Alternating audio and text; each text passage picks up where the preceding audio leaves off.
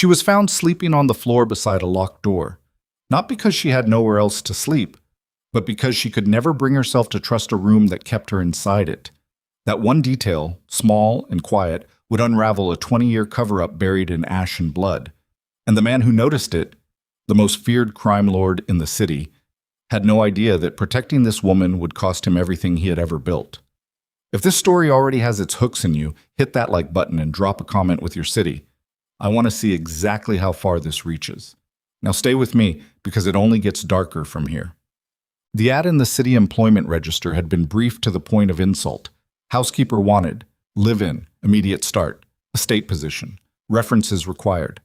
The pay listed at the bottom of the card made Quinn Voss blink twice at the number, then fold the paper in half and tuck it into the pocket of her jacket before anyone else in the shelter's common room could see it. She was 26 years old, 5'4", and carried the kind of stillness that people sometimes mistook for calm. It was not calm. It was the particular stillness of someone who had learned very early that drawing attention to yourself was dangerous and who had spent the better part of 2 decades perfecting the art of taking up as little space as possible. The interview was conducted in a glass-walled office on the 14th floor of a building downtown that housed a legitimate import consulting firm on its lobby placard. The woman who interviewed Quinn was somewhere in her mid-40s, with silver-streaked hair pulled back tightly and the unhurried manner of someone who had terminated employees for minor infractions so many times that the act no longer registered as unpleasant. Her name was Mrs. Calder. She looked at Quinn's resume for exactly 4 seconds before setting it face down on the desk. "We don't do background checks here," Mrs. Calder said. "Okay," Quinn said. "That's not permission to bring problems to the estate. It means the household prefers discretion from both sides. You don't ask about the nature of the work conducted on the premises. You perform your assigned duties, you stay in your designated quarters, and you mind what's yours." "I understand." The room assigned to housekeeping staff is a private suite on the 2nd floor, East Wing. Meals are provided. You'll have Wednesday afternoons and Sundays off. Any guest on the property is to be treated with professional courtesy regardless of the hour or the circumstances of their arrival. She paused. "You understand what kind of household this is?" Quinn looked at her steadily. "I understand it pays on time." Mrs. Calder held her gaze for a moment, then made a small mark on the notepad in front of her. "Start Monday, 7 a.m. sharp." The Meridia estate sat behind stone walls on the north end of the city, where the roads got wider and the trees got older, and the houses stopped trying to signal wealth with ostentation and started doing it with silence. The gate was electronic, the grounds were maintained by a separate contracted crew that came on Tuesdays, and the interior of the main house was the kind of large that stopped feeling like a home and started feeling like a building. 14 rooms, 3 floors, a kitchen that was better equipped than most restaurant operations, a study on the 3rd floor with its door permanently closed. Quinn arrived with 1 bag. Mrs. Calder showed her the East Wing suite, a room with a queen bed, white linens, heavy curtains that blocked the light well, a bathroom with heated tile floors, and left her to settle in. Quinn stood in the doorway for a long moment after Mrs. Calder's footsteps had faded down the hall. She looked at the bed. She looked at the lock on the inside of the door, a standard lever-style hardware unit that could be turned from either side with the right tool. She set her bag down at the foot of the bed, sat on the mattress once to feel its give, and then pulled the blanket from the top of the pile, folded it twice for thickness, and laid it on the floor in the narrow stretch between the bed and the door. She set her pillow on top of it. She turned off the light. When morning came, she was already awake before the alarm she'd set, lying on her back on the hardwood floor, staring at the ceiling with the calm of someone who had slept exactly as well as she expected to. She did not think of this as strange. She had not slept in a bed in 11 years. The work itself suited her. There was a logic to it, a sequence of tasks that could be performed with minimal interaction, that produced visible results, that gave her enough physical movement to keep the background hum of anxiety tamped down to something manageable. She learned the layout of the house within 2 days. She learned which rooms were off limits without being told. She could read the energy of a space, the slight tension in the air around a closed door, the way the staff who'd been there longer moved past certain hallways without slowing. She learned the rhythms, Which nights had visitors, which mornings ran early, when the kitchen needed to be cleared and when it could be used. She saw Adrian Meridia for the first time on her third day. He came into the kitchen at 6:15 in the morning while she was working through the breakfast setup, and he did not announce himself or pause in the doorway or perform any of the small social signals that people typically use to indicate they were entering a shared space. He simply walked in, went to the counter, poured coffee, and stood there drinking it, facing the window over the sink. He was taller than she'd expected from the passing references she'd heard, with the kind of build that suggested he used it and had been using it for a long time. Dark hair, a few days past needing a cut, a scar that ran from below his left ear toward his jaw, thin, old, faded to near white. He was wearing dark trousers and a shirt with the cuffs not yet buttoned, and he looked like someone who slept badly and had made peace with it. He didn't speak to her. She didn't speak to him. She continued setting out the breakfast things. He finished his coffee, set the cup in the sink, and left. She released a breath she hadn't been aware she was holding and got on with the work. This became, with small variations, the pattern of their mornings for the next 2 weeks. He did not speak to her. She did not speak to him. He occasionally acknowledged her presence with a nod if they crossed in a corridor, and she returned it. She did her job with the kind of thorough quietness that Mrs. Calder noted favorably in the end-of-week brief, and she spent her evenings in the East Wing suite on the floor beside the door, and she told herself she was fine. And mostly, she was. The night Adrian Meridia noticed the floor was a Wednesday, which was her afternoon off. She had come back from walking the city. She did this on her free afternoons, long loops through neighborhoods she hadn't memorized yet, because movement helped and crowds without expectation helped, and having a return point helped, and had gone upstairs to change, and had left the suite door slightly ajar in a way she sometimes did when she was only going to be a few minutes. Adrian was not supposed to be on the second floor. His movements were predictably confined to the ground floor and the third-floor study during the hours she'd come to understand as his work hours. But something had brought him upstairs. She learned later it was a phone call rerouted through the secondary line in the East Hall office. And as he passed the suite, he had seen, through the gap of the open door, the shape of the makeshift sleeping arrangement laid precisely on the floor beside the door. No one had slept in the bed. The blanket was folded on the floor. The pillow was positioned 3 inches from the door frame. He said nothing about it that day or the next or for the rest of that week. But she noticed him noticing. She caught him, twice, looking at her in a way that was different from his usual flat inattention. Not intrusive, not unkind, but measuring, the way someone looks at a detail that doesn't add up and can't yet decide if it matters. It was the following Tuesday when he spoke to her directly for the first time. She was cleaning the main corridor on the ground floor, and he came out of the study with a file folder in one hand, and he stopped in the corridor and looked at her for a moment, and then said, "You're not sleeping in the room." It was not a question. Quinn did not stop moving the cloth along the baseboard immediately. She finished the section she was working on, straightened up, and looked at him. "I sleep fine," she said. "On the floor." "Yes." He waited like he expected more. She didn't give it to him. "You have a bed," he said. "A good one. The mattress in that room costs more than most people's monthly expenses." "I know. It's very nice." Something moved in his expression. Not irritation, not exactly.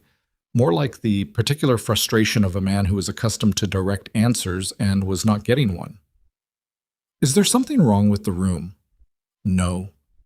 "Then, Mr. Meridia." She looked at him evenly. "I sleep on the floor. I've slept on the floor for a long time. The room is fine. The bed is fine. I prefer the floor. If that's a problem with the position, I'll understand." A pause. "It's not a problem with the position," he said finally. "Then I'll get back to work," she said, and bent back down to the baseboard. He stood there for another 2 seconds. She could feel the weight of it. And then his footsteps continued down the corridor, and she let herself breathe again. That night, she heard him in the third-floor study until past 2 in the morning. She could hear the footsteps through the ceiling, slow and deliberate, the rhythm of someone pacing through a problem. She did not know yet that the problem was her. The next morning, he was at the kitchen counter earlier than usual, and when she came in to begin the breakfast setup, he was already on his second cup of coffee and he looked at her once and said without preamble, "Where'd you grow up?" She set the tray down on the counter. "Here and there," she said. "That's not an answer." "I know. You've worked in private households before. Your references checked out. Before that, nothing. Gap of about 3 years in your employment record." He was not looking at her aggressively.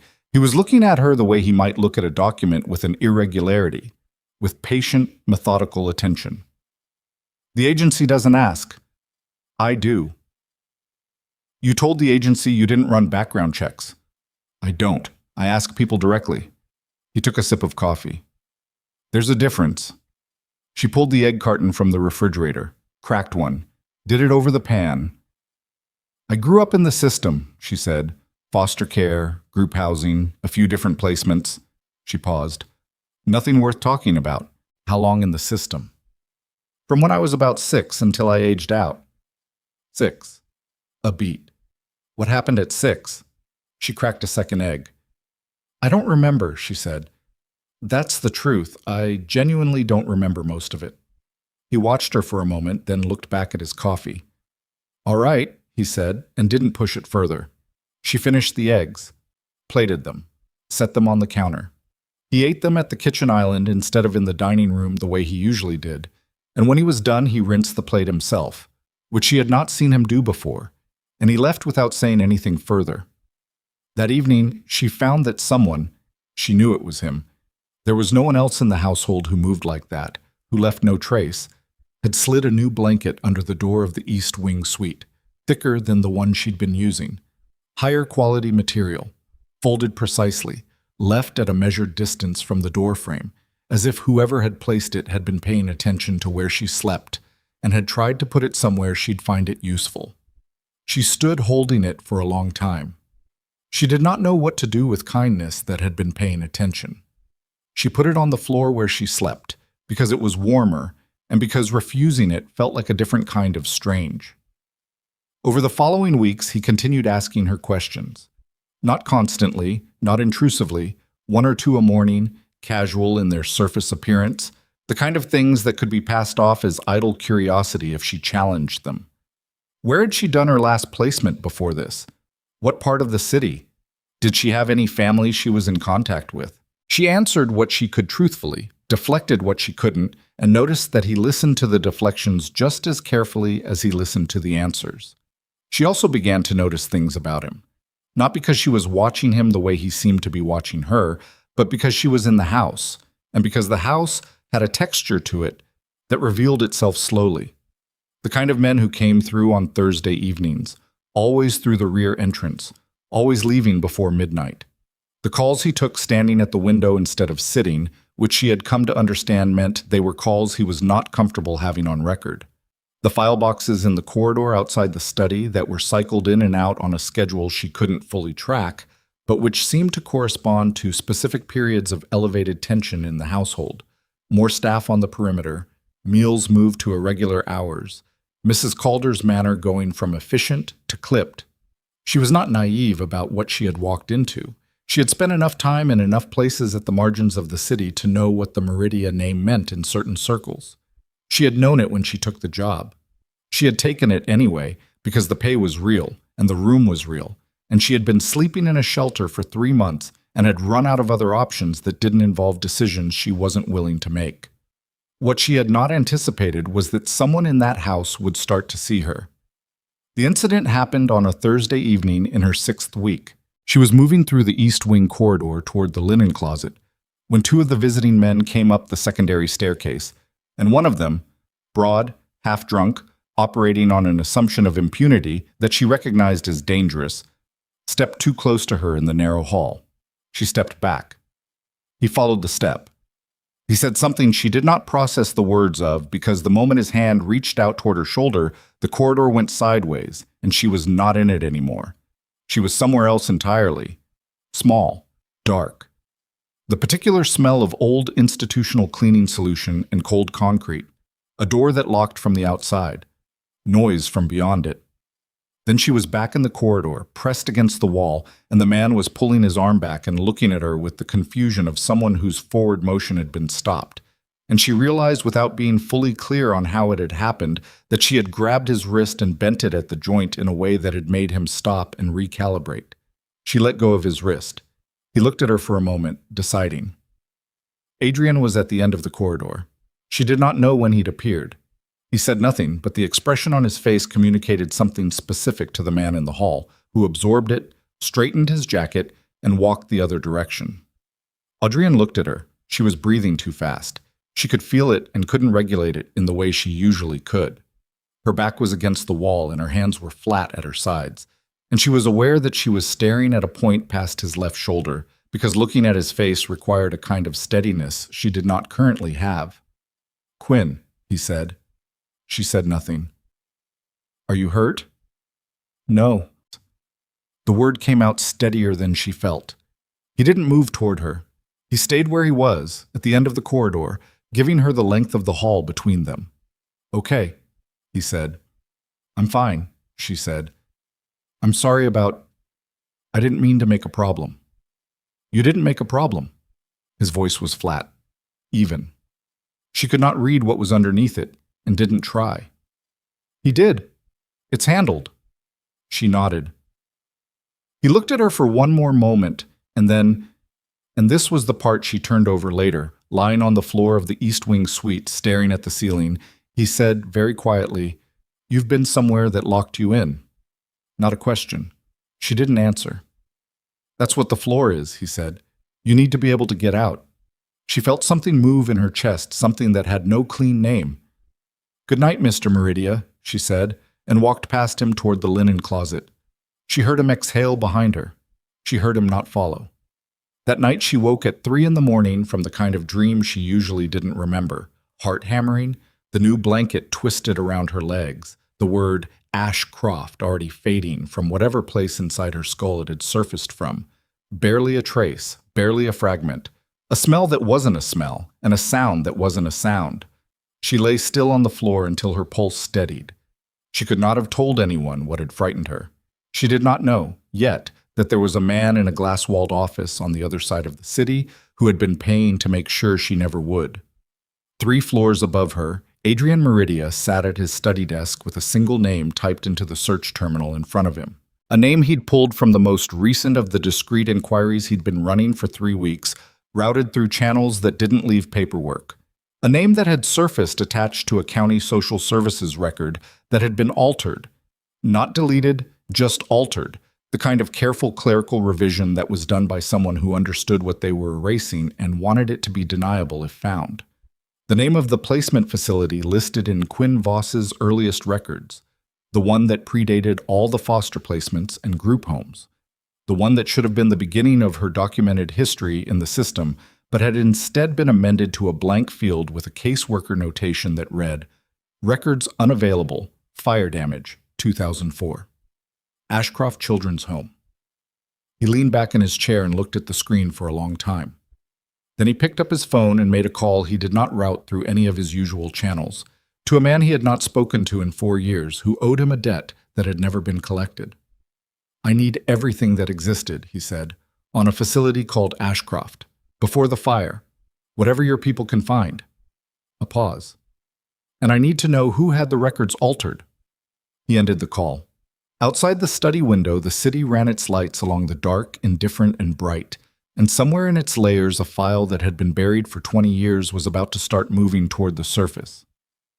The man Adrian called was named Rourke, and he called back in less than 48 hours, which meant the information had not been hard to find, which meant someone had not tried hard enough to bury it, or had assumed that 20 years of silence was burial enough. Adrian took the call standing at the window of the 3rd-floor study, the way he took calls he didn't want on record, watching the grounds below with the flat attention of someone whose mind was somewhere else entirely. Rourke's voice was unhurried.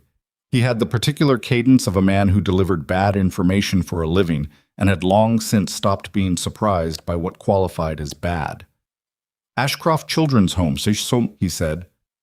"Licensed residential care facility for minors, operating from 1991 until the fire in October 2004. Capacity of 60. Average occupancy, based on the records that still exist, somewhere between 40 and 50 at any given time. The fire, Adrian said. Ruled accidental. Electrical fault in the East Wing utility corridor. 7 children died in the initial blaze. The facility director and 2 staff members were also listed among the casualties. A pause. The investigation was closed inside of 3 weeks. 3 weeks. For a fire that killed 10 people. Adrian said nothing. He watched a car move along the perimeter road below. The county case files for children resident at Ashcroft at the time of the fire were transferred to a regional records office for storage and later digitization. Most of them show up in the standard system. But there's a cohort, maybe 8 to 12 children, whose files were amended post-transfer, not deleted, amended. Someone went into the digitized records and reclassified them under a general damage notation, made them look like they'd been lost in the fire itself. But they weren't. The physical originals were pulled from the records office in 2006. Chain of custody ends at a county administrator's signature that, when you run the name, comes back to a man who died in a car accident in 2007. Rourke let that sit for a second. Convenient. How many of that cohort can you account for now? That's the part you're not going to like. A sound on the line, paper, or a keyboard. Of the 12 I can tentatively identify as being in that reclassified group, 10 are dead. 3 in the immediate aftermath of the fire. The others over the following decade. Accidents, overdoses. 1 classified as suicide. 1 listed as a John Doe in a county morgue in 2011 who was never formally identified. Another pause. 1 I cannot locate at all. Female. Approximate age at time of fire, 6 years old. The file that exists for her in the current system has a name. It's a placeholder put in by a caseworker at the time of re-entry into the foster system. But the intake notes reference a prior placement that's been scrubbed. Adrian's hand tightened on the phone. That leaves 1, Rourke said. 1 I found a current address for, and that address is yours. The silence that followed lasted long enough that Rourke said, "You still there?" "I'm here," Adrian said. "Whatever she is to you," Rourke said carefully, "you should know that the people who clean those records are not small." The administrator's signature was a middleman. Above him, based on what I can trace through the funding structures for Ashcroft, the facility was ostensibly nonprofit, but its operating budget was supplemented through a network of private donors. You're looking at corporate money, old money, the kind that doesn't leave names on documents. "But you have a direction." "I have a direction," Rourke said.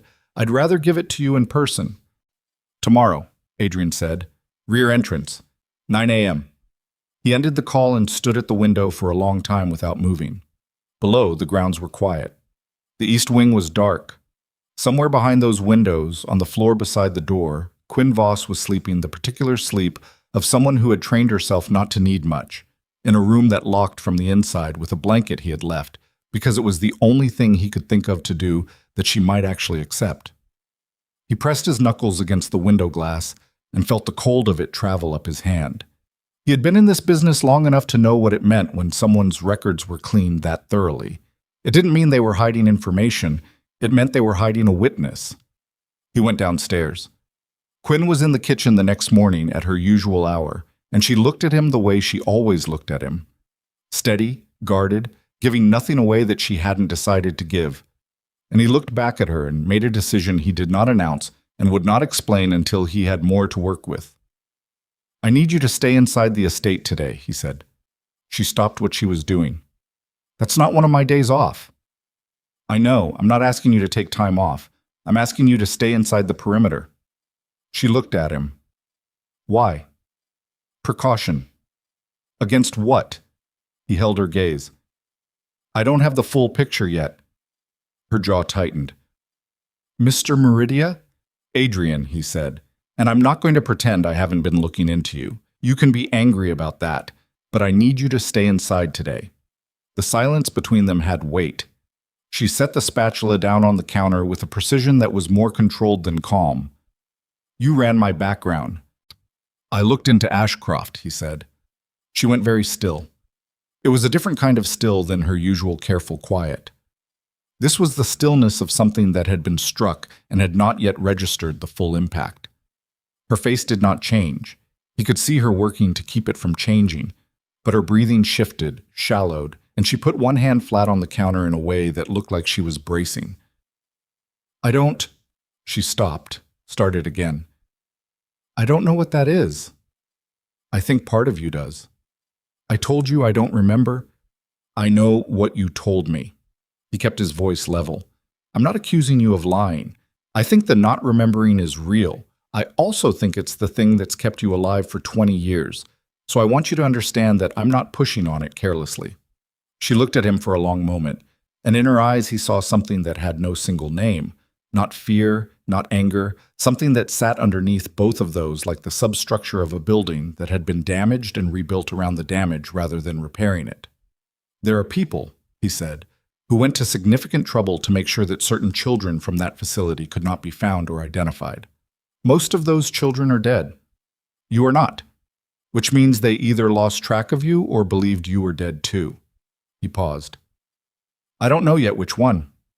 Quinn looked down at her hand on the counter. She lifted it and pressed it flat again. The name, she said quietly. Ashcroft. Yes. She stopped. I've seen it. I don't know where or when. It's not a memory exactly. It's more like it's behind something. She looked up at him sharply, like he'd said something he shouldn't have been able to say. Stay inside today, he said. Please. She stayed. Rourke arrived at 9 through the rear gate, a compact man in his mid-50s with a face that had been rearranged once, and not quite successfully, carrying a weathered document bag that he set on the table in the study without ceremony. He looked at the room, looked at Adrian, and did not ask where the housekeeper was, which was professional courtesy of the kind that Adrian had always appreciated about him. What Rourke laid out on the table over the next 90 minutes was not a clean picture. It was the kind of picture that got assembled from pieces that didn't all fit against each other, that had gaps where pieces had been deliberately removed, that required a certain amount of inference to interpret. But the shape of it was clear enough, and the shape of it was ugly. Ashcroft Children's Home had been legitimate in its early years. A private residential facility, licensed by the county, staffed by social workers and care coordinators, receiving a portion of its funding through the standard county placement system and the rest through private donation. The donation stream was what Rourke had been able to partially trace. And what the donation stream revealed, through a sequence of holding companies, private trusts, and foundation grants that had been structured with the specific opacity of money that needed to be placed somewhere deniable, was a network of investors who had been using the facility for something other than its stated purpose. Trafficking, Adrian said. It was not a question. Child placement fraud at minimum, Rourke said. The facility was generating paperwork for placements that didn't go through the county system. Kids who were logged as being transferred to foster families that, when you try to find the actual families in any current record, don't exist or never went through standard approval processes. The number is somewhere between 30 and 60 children over the span of about 8 years. Most of them were older kids, the ones who stay in the system longer, the ones nobody's looking for quite as hard. Adrian sat with that for a moment. And the ones whose records were cleaned were the ones who'd been at Ashcroft long enough to potentially remember something. Longer-term residents. The fire. Rourke picked up one of the documents he'd laid out. The fire started in the East Utility Corridor at approximately 2 in the morning. The exit routes for the East Dormitory wing were compromised. The 7 children who died were all in the East Dormitory. The ones who'd been there longest, Adrian said, 3 of them for over 4 years. Rourke set the paper down. The others, the ones who made it out, got dispersed through the county emergency replacement system, which is where things got cleaned. By the time anyone would have thought to ask a 7 or 8-year-old child what they'd seen or heard at Ashcroft, those children had been redocumented, replaced, and effectively given new paper identities within the system. Except for her. She was 6. She was young enough that her prior placement notation was simply removed rather than replaced. Whoever did the paperwork either assumed a 6-year-old's testimony was worthless or was in a hurry. Rourke looked at him. Either way, she came out of it with a clean slate, which is the only reason there's no flag on her current identity. But the people behind the network, do they know she exists? They know a girl aged approximately 6 survived the fire and was re-entered into the system. Whether they know she's this woman in this city, working in this house. Rourke paused. How long has she been on your payroll? 7 weeks. Have you put her name anywhere in any searchable system connected to this estate? Adrian thought of the employment agency, the pay records, the reference check Mrs. Calder had submitted through the standard hiring channel. His jaw tightened. The agency. Rourke let out a slow breath. The agency's database is commercial, accessible. How long before... The phone on the desk rang, not the mobile, the landline that ran through the estate's internal system. It was Mrs. Calder, and her voice when he picked up was doing the specific thing it did when she was managing alarm without displaying it, the slight over-precision of her consonants, the half-second pause before the operative word. There are 2 vehicles at the main gate, she said. Men presenting federal identification, sir. They're asking for access to the property. Adrian looked at Rourke. Rourke looked at the documents on the table. Tell them I'll be down in 5 minutes, Adrian said, and ended the call. He was already moving. How confident are you that those records stay with you and not anywhere electronic? Fully confident, Rourke said, already gathering the papers back into the document bag. Then take the rear exit, take the bag, and don't contact me through any channel I've used in the last month. Adrian was at the study door. And Rourke? Yeah. The name at the top of the donor network, the one you said was old money. Rourke paused. Halverson. I couldn't get it confirmed. It's still Halverson, Adrian repeated. He let it sit in the air for a second, the way you set something down that you know you're going to pick up again. Then he left the study at a pace that looked nothing like what it was. Quinn was in the East Wing corridor when he found her, and he could tell from the angle of her posture that she had heard the gate intercom relay through the wall panel near the linen closet, the way sound carried in the East Wing when the ventilation was running. She was holding a folded pillowcase and looking at him with an expression that had collapsed past its usual careful architecture into something more direct. Federal agents, she said. Men presenting federal identification, he said. It's not the same thing. Why would... I need you not to be on this floor, he said. I need you in the basement storage level, through the service corridor, now. Don't take anything. Don't use the elevator. Go through the laundry room and down the utility stairs. She looked at him. Quinn? His voice was low and even, but there was something under it that she heard and responded to. Not authority, not command, something more immediate than either of those. Right now! She moved. He went downstairs. There were 4 of them at the gate, 2 vehicles, dark-colored clean plates that read as government issue, but were the kind of government issue that could be sourced from certain suppliers without going through any official procurement process.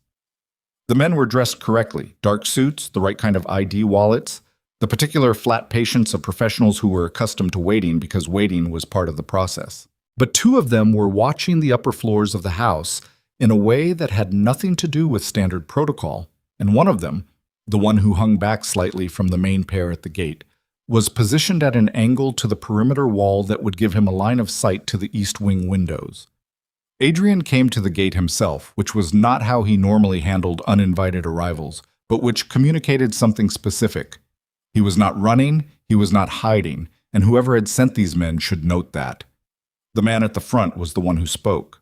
Late 40s, the kind of face that had been trained out of expressiveness so thoroughly that the absence of expression was itself the expression. Mr. Meridia, Agent Cook, Federal Task Force. We have a warrant for premises access in connection with an ongoing investigation. Adrian looked at the warrant. It was a real document. The signatures were right, the format was right, the court seal looked right. He folded it and handed it back. What's the nature of the investigation? We're not at liberty to... My legal team will want to know before I allow access. The warrant doesn't require your permission, sir. No, Adrian said. It requires mine and the court's. The court signed. I'm calling my attorney before you set foot inside. He pulled out his phone. You're welcome to wait. The man called Cook looked at him for a moment with the measured patience of someone who had been told there might be friction and had been told to maintain the appearance of legitimacy as long as possible. "Of course," he said. Adrian called his attorney, not the one whose name was on record with the estate, the other one, and kept the call brief and coded and watched the four men at the gate while he did it. The one positioned at the east wing angle had not moved. The rear vehicle had not moved either, but the driver had shifted in the seat, reorienting slightly, and Adrian clocked the shift and understood it. They had someone on the perimeter. They had come expecting to need the perimeter. They had not come to investigate the estate. They had come for Quinn. He ended the call. He looked at Cook. "My attorney advises me that the warrant as presented has a jurisdictional irregularity. He'll need to verify the issuing court before I'm comfortable allowing access. He estimates 45 minutes. He kept his voice entirely reasonable. "You're welcome to wait on the public side of the gate." The muscle in Cook's jaw moved once. "We can return with additional authorization."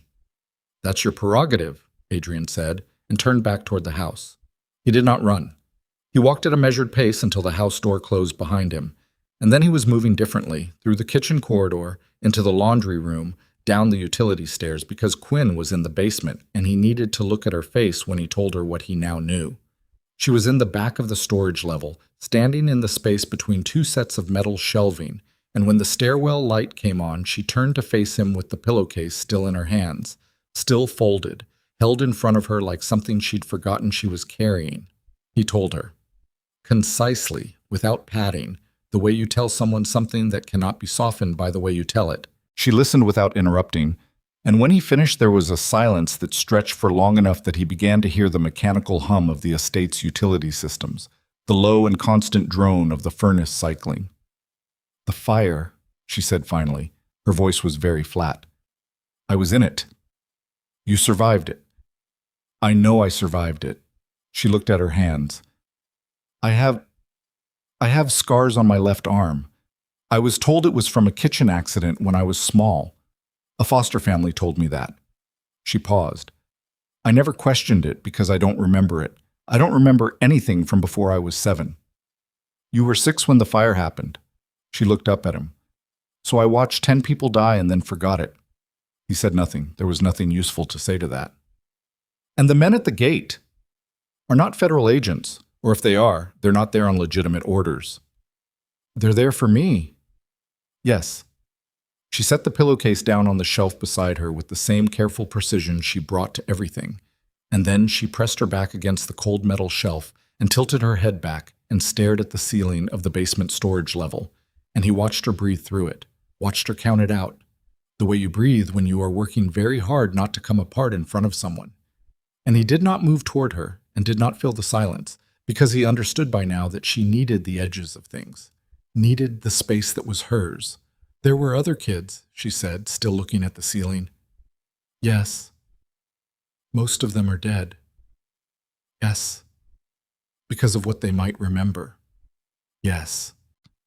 She lowered her head and looked at him directly, and there was something in her face that had not been there before, something that was not fear, that was past fear, that lived on the other side of fear, where the ground was harder and the air was colder, and the choices were simpler because there were fewer of them. "I need to remember," she said. "Quinn, I need to remember what I saw. Whatever is in there." She pressed 2 fingers against her temple, hard enough that the skin went white around them. "It's the only reason they're still looking. It has to be something real, something that can actually do damage." She looked at him. "I need to remember it." "That's not a thing I can force." "I know." She dropped her hand. "But I know someone who might be able to help."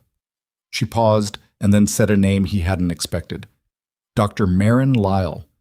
She's a trauma specialist who works with—" She stopped. "She worked with me years ago, for about 8 months when I was 19. She stopped the sessions when I couldn't pay, but she gave me her card and told me—" She looked away. "She said if I ever needed to go back into it, she'd find a way." Adrian said nothing for a moment. Then, "Where is she?" "She had an office on the west side. I don't know if she's still there." "I'll find her." He said it simply, without negotiation, as though it were already done, and she looked at him with an expression he couldn't fully read and that she seemed to deliberately recover. "Why are you doing this?" she said. Not aggressively, just evenly, with the directness of someone who had learned not to trust answers that came too easily. He thought about lying, or about deflecting, or about giving her the practical version. Because you're in my household. Because the men at my gate have now made this my problem. Because I don't leave things unfinished. All of those were true. None of them were the whole answer. Because 10 children are dead, he said, and someone spent 20 years making sure no one would ask why. And you're what's left of that. She looked at him for a long time. "Okay," she said. They went back upstairs through the utility stairs, and by the time they reached the kitchen level, Mrs. Calder was coming through from the front of the house with her mouth set in a thin line that meant something had happened while Adrian was in the basement. "The vehicle on the east perimeter," Mrs. Calder said. "The one that didn't leave with the others." She paused, and her composure held but only just. "It came over the wall, sir. 20 minutes ago. One man. He's been detained in the East Garden. Pryor and Vance have him. But he had a photograph." Adrian went very still. "Of who?" Mrs. Calder looked at Quinn. The photograph Pryor brought in was a printout, standard letter paper, slightly blurred the way photographs printed from a digital source at speed were blurred. It showed Quinn from the side, on a street, in clothes she recognized as the ones she'd worn on one of her Wednesday afternoon walks. It had been taken from a distance, through what looked like a telephoto lens, and it had been taken recently enough that she recognized the street corner. They had been watching her for weeks. They had known where she was and had been waiting. For what? For orders? For confirmation? For the moment when moving on her would carry the least risk of exposure? She looked at the photograph and felt the floor shift slightly under her, the particular vertigo of understanding that the world you'd been moving through had a different topology than the one you thought you'd been navigating. "They didn't know who I was before," she said slowly. "They found the employment record. 7 weeks ago you were nobody," Adrian said. "Now you're in a system that connects you to this estate." He looked at the photo. "We have maybe hours before they come back with something that can't be stalled." "Then we need to move," she said. Adrian looked at her, and she saw the exact moment he made a decision. Not a small decision, not a calculated one, but the kind of decision that foreclosed other decisions, that committed resources and people and the entire weight of an organization built on the principle that certain problems could be solved through the application of controlled force and the willingness to bear consequences. "I'm pulling in my people," he said. "All of them. Whatever you remember, whatever you don't. We go at this from the evidence side first. Rourke gave me a direction. I have a name." He paused. "But once I start moving on this, there's no version where I stop quietly. You understand that?" She looked at him. "Once I put my organization behind you," he said, "there's no taking that back. For either of us." She held his gaze and did not look away. And the answer she gave him was not yes and was not no and was not any of the other things a person said when they were deciding whether to step off a ledge, because she had already stepped off it. Had stepped off it the moment she took a job in a Mafia Boss's house with one bag and a name she barely owned and a past she couldn't see. "How fast," she said, "can you find Dr. Lyle?" He was already on his phone. And somewhere in the East Garden, the man who had come over the wall with her photograph in his pocket was not answering the calls from the number that had sent him there, because Pryor had relieved him of his phone along with everything else. And the number, when Adrian's people ran it 40 minutes later, traced back through 2 shells and a private security contractor to a holding company whose registered address was a floor in a downtown office building that housed, among other operations, the primary investment vehicle of a man named Halverson. Dr. Marin Lyle was still on the west side. Adrian's people found her in under 2 hours, which meant either she hadn't moved in 7 years or they were very good at finding people who didn't want to be found. And with Adrian's people, it was usually the latter, but in this case, it turned out to be both. She had a small practice above a dry cleaning shop on Keswick Avenue, 2 rooms and a waiting area with chairs that didn't match. And when Adrian's man Vance showed up at her door at 6 in the evening, with a brief and carefully worded message, she had read it twice, put on her coat, and come without asking for more explanation.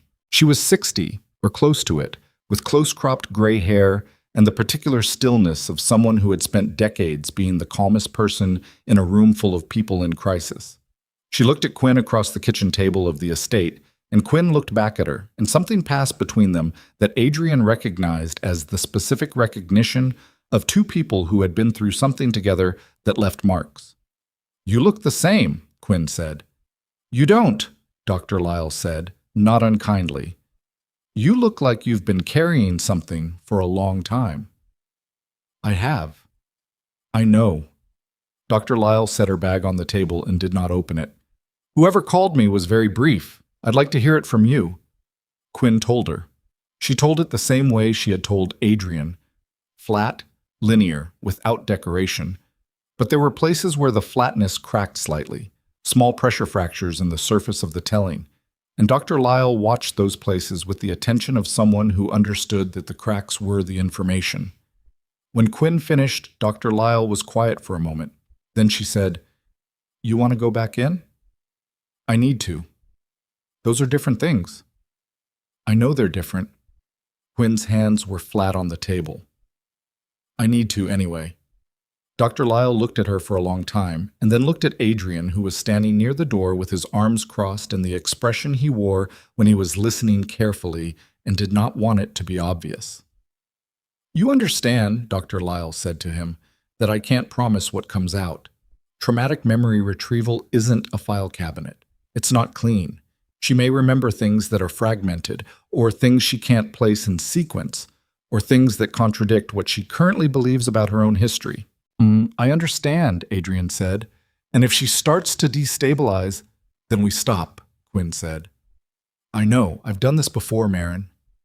"You've done the edges of it before," Dr. Lyle said. "You never went to the center. You left every time we started getting close, and I let you because you weren't ready, and it wasn't a crisis." She paused. "This is a crisis." "Yes," Quinn said. "It is." They moved to the sitting room at the back of the East Wing, where the light was low and the street sounds didn't reach. Dr. Lyle asked Adrian to wait outside, which he did without objection, positioning himself in the corridor with his back against the wall and his phone in his hand and his attention on the space between the closed door and the sound of his own breathing. He waited for 90 minutes. When the door opened, Dr. Lyle came out first. Her expression was the same professionally composed surface it had been when she arrived, but her eyes were doing something different, something that was not distress exactly, but was adjacent to it. The look of someone who had just stood close to something very large and very terrible and was still calculating the distance. "She's okay," Dr. Lyle said, before he could ask. "She's not okay, but she's intact. She's asking for you." He went in. Quinn was sitting in the chair by the window, not the couch where she'd presumably been lying during the session. She had pulled her knees up and wrapped her arms around them, which was the most physically contracted he had ever seen her, and she was staring at the middle distance with an expression that had been stripped entirely of its usual careful architecture. Underneath was something younger and more unguarded and so much more damaged that looking at it required a conscious decision to keep looking. He sat down across from her and waited. "I remember it," she said. He said nothing. "Not all of it, but enough." She pressed her lips together. "The East Dormitory. That was where the older kids were. The ones who'd been there a long time. I wasn't supposed to be there. I was in the younger wing. But one of the older girls used to let me sleep in her room sometimes because..." She stopped, restarted. "Because my room had a lock that didn't work right and I was scared." He waited. "I was in her room when the fire started, in the East Wing." She looked at her hands. "I saw two men in the utility corridor, before the fire, not running away from it, moving through it. One of them had something in a bag. They didn't see me because I was small and I was already..." Her voice shifted. "I was already behind the door because I was always behind the door when there were men in the corridors at night." "You saw their faces." "I saw one face." She looked up at him. The other had his back to me. But the first one, he looked right at me for a second, through the gap of the door. And I don't know how I know, but I know that he saw me, that he registered me, and then he kept moving. He didn't stop. He was in a hurry. She paused. He had a birthmark. Here. She touched the right side of her own jaw below the cheekbone. A dark one. Irregular. I can see it. I can see it clearly. I've been seeing it for 20 years without knowing what it was. Adrian leaned forward. Quinn, is there anything else? Anything from that night? Anything you heard? There was a ledger, she said. He went still. In the director's office. I'd seen it before. The director, Mr. Cass. He kept it in his desk, and I'd seen him take it out when certain men came to visit. It had a green cover, dark green. He never let staff touch it. She looked at the window. After the fire, when they were taking us out through the north exit, I went back. I was 6, and I went back into a burning building because I don't know why.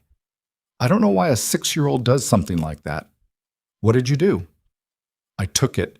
I took the ledger and I ran, and I put it in the only place I could think of that was outside and hidden.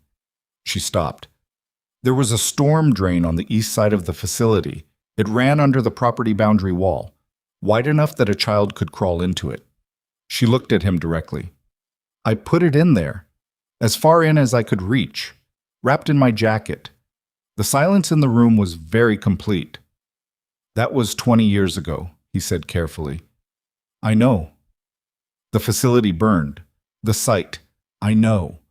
She uncurled slightly from the chair. But the storm drain was concrete, underground, and the ledger would have been protected by the jacket and by the metal housing of the drain. She paused. And no one would have looked there.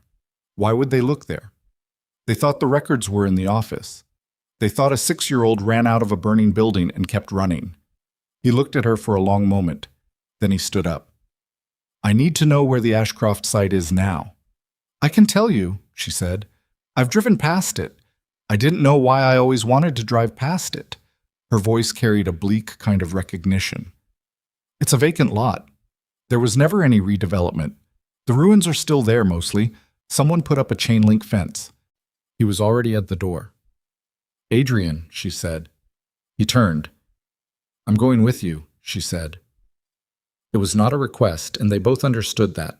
He looked at her, at the unguarded face, the arms still half wrapped around herself, the eyes that had come back from somewhere very far away, still carrying the dust of it, and said, I know, because he had known before she said it, had known it the moment she said the word ledger, and because telling her she couldn't come would be both useless and wrong in a way he didn't have the vocabulary to articulate. They moved at 2 a.m, when the city's attention was at its lowest. 4 vehicles, Adrian's core team, Vance and Pryor, and 3 others he trusted at the operational level, plus Quinn in the second vehicle, Dr. Lyle having been returned safely to Keswick Avenue with instructions and a security detail that she had accepted with the precise graciousness of someone who understood the instructions were non-negotiable. The Ashcroft site was on the northeastern edge of the city, in a neighborhood that had been declining when the facility was operational and had continued declining without pause in the 2 decades since. The chain-link fence was padlocked, and had been padlocked long enough that the weeds had grown through the base links and frozen and died and regrown in cycles that had permanently fused some of them to the metal. A sign on the fence was sun-bleached to near illegibility. Private property. No trespassing. Vance cut the padlock in 11 seconds. Inside the fence, the ruins were more intact than Adrian had expected. The main structure had partially collapsed, but the stone foundations and lower sections of the exterior walls still stood, full of broken glass and 20 years of weather damage, and the particular smell of old fire that never entirely leaves a site. Quinn moved through it with a certainty that was unsettling to watch, not because she seemed unaffected, but because she seemed to have a route, a path through the debris that her body remembered before her mind did. She found the east wall. She found the storm drain housing. It was set into the base of the exterior wall, concrete surround. The metal grate long since rusted, but intact. The housing itself buried under 2 decades of leaf accumulation and settled soil, but visible when you knew what you were looking for. Vance brought the tools. Pryor worked the grate loose, while Quinn stood back and watched with her arms crossed over her chest and her breathing controlled and her eyes somewhere between the present moment and a night 20 years behind them. The grate came free. Pryor reached in with a flashlight. The jacket was decomposed. What remained of it was a dark residue and a few fragments of synthetic fiber that had survived longer than the natural material. But the ledger was inside it, and the ledger's green cover had held because whoever had manufactured it had used a coated cloth binding that was more resistant than anyone planning to recover it 20 years later would have had any right to expect. Quinn reached past Pryor and took it out herself. She held it in both hands. The cover was dark with moisture damage along the edges, warped, but the clasp, a simple metal band, had kept the interior pages compressed and the core of it had survived. She opened it carefully. The pages were yellowed and some had fused at the edges, but the writing was legible. Columns of names, dates, and figures, reference codes she didn't understand. Initials beside entries that corresponded, she would learn later, to specific individuals in the network. Pages toward the back had additional material, what appeared to be handwritten notes in a different hand from the ledger's main body, compressed and precise, dates and descriptions that were not financial notations. "What is it?" Adrian said beside her. "Everything," she said. "Everything they needed to disappear." Pryor was the one who saw the light first. He said, "Vehicle," and the quality of how he said it, flat, immediate, without the usual prefix of qualifying language, made every other person on the site move before processing the word fully. Adrian had Quinn's arm and was pulling her toward the north boundary line before she had closed the ledger, and she closed it as she moved, tucking it under her arm with both hands pressed around it. 3 vehicles came through the fence line from the south entrance, and 2 more from a second cut point on the east boundary that they hadn't found when they'd scouted the site, which meant whoever had sent them had resources and had scouted the site before them. And the sick understanding of that landed in Adrian's gut like a stone dropping through water. They had been followed, or the site had been watched, or both. And the window between finding the ledger and losing it again was the exact width of the distance between the north fence and the vehicles now converging across the rubble. Vance and Pryor were already moving to cover positions. Adrian had his weapon out. Quinn was running beside him with the ledger in a grip that was going to leave marks on the cover, and neither of them cared. They reached the north fence, and Vance had already cut a section loose. They pushed through. The vehicles behind them were not pursuing on foot. They couldn't. The rubble field was too dense for vehicles, and the men who'd come out of them were spreading to flank rather than pursue directly, which meant they were trying to contain rather than chase, which meant they thought they had the exits covered. Adrian's second team, the backup he'd positioned 2 blocks out, came in from the north street in response to the signal Pryor had sent, and the pressure from the south collapsed when the headlights came around the corner. And then they were in a vehicle and moving, and the ledger was on Quinn's lap, and her hands were still pressed flat on the cover, and she was staring through the windshield at the road unspooling ahead with the same expression she'd had in the sitting room. Stripped bare, stripped back, nothing between her and the truth of the night. "They knew we were going," she said. It was not a question. Adrian looked at her. "They were already there," she said, "or they were watching the site, but they knew." She turned to look at him, and her voice was very level and very cold in the way that things got cold when the last layer of shock had been burned through. "Or they knew we'd find something worth going for." He said nothing. "Who knew about the drain?" she said. "About what I remembered." "You, me, Dr. Lyle."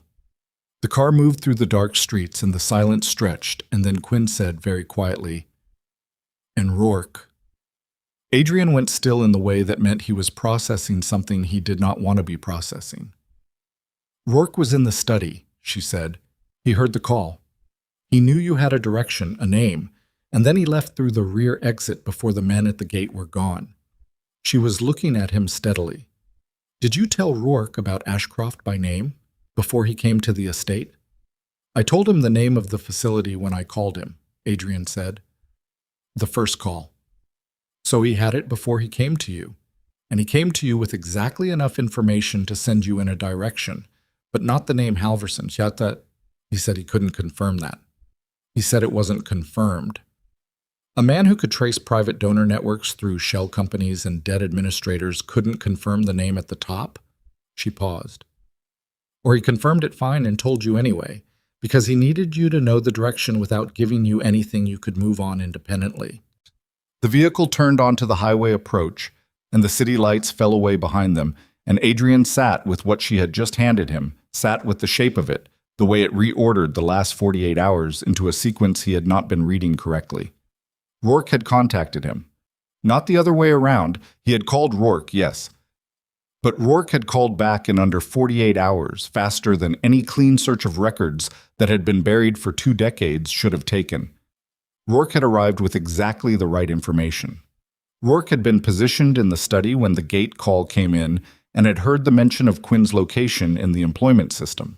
Rourke had left through the rear exit 4 minutes before the men at the gate would have had a visual of the rear of the property.